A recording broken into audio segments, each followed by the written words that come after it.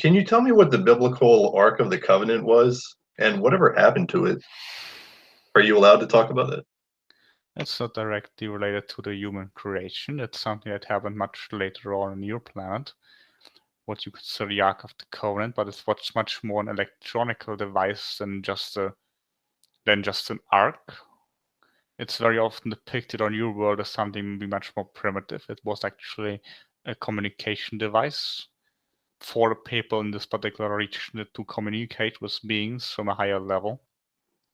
Similar to how I'm currently communicating with the vessel, but more externalized, as it wasn't a direct communication, more like a walkie-talkie perhaps, compared to the vessel would be then more of a human interaction.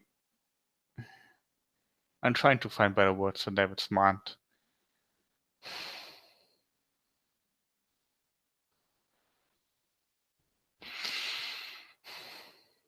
It was a communication device, but it was more advanced than, for example, your pyramids. It doesn't have as many functions, but it had the most functions that any object at this particular point in time could have for it to be something small enough to be carried around. Who was the communication between? Some member of what you might perhaps consider the Anunnaki now from your own perspective, but remember the Anunnaki is also very general terms for beings in your world that have had communications with certain groups, as it literally translates from your own Sumerian language as just beings coming from the sky. So it wasn't always the same entity, even though many people in the world that were using the device were of the opinion. Interesting. Sometimes it was members of our federation, sometimes it was members of the Empire, sometimes it was unaffiliated groups.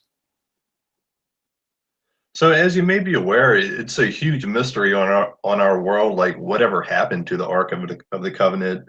Are you allowed to say what happened to it and possibly where it is today? It is still on your planet. Some government groups are aware of it, some are moving it around.